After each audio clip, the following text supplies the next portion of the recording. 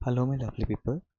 আজি আপোনালোকক মই লৈ যাবলৈ ওলাইছোঁ মা কামাখ্যাত থকা এটি শিৱ মন্দিৰলৈকে, যিটো নেকি আপোনালোকে ওপৰলৈকে উঠি গৈ মা বগলাৰ পৰা অলপ আগত উঠি গৈ তলত টাৰ্ণিং এটা আছে, চিৰিবোৰেৰে নামি আহিব লাগিব। এশৰো অধিক চিৰি আপোনালোকে তললৈকে নামি আহিব লাগিব আৰু তাৰ পৰা ব্ৰহ্মপুত্ৰখন দেখিবলৈ ইমানে সুন্দৰ, ইমানে মনোমোহা। আৰু আপোনালোকে তাত গৈ ভৰি হাত ধুই আহিব পাৰিব, কিন্তু অলপ সাৱধান হ'ব লাগিব, কাৰণ তাত বন্য জীৱবোৰ ওলাই থাকে। বাঘো কেতিয়াবা ওলাই বুলি লোকেল মানুহবোৰে কয়।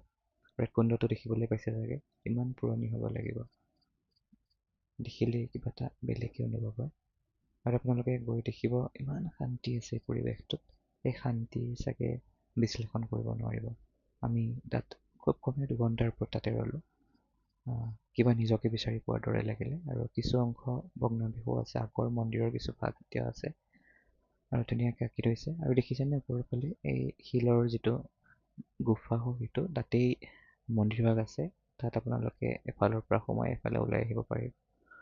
তাত যেতিয়াই নেকি আপোনালোকে সোমাব ন, আপোনালোকৰ অনুভৱ হ'ব যেন মহাদেৱক সাক্ষাৎ লগ পাইছে। পানীবোৰ পৰি থাকে, নিজৰে জুবিনৰ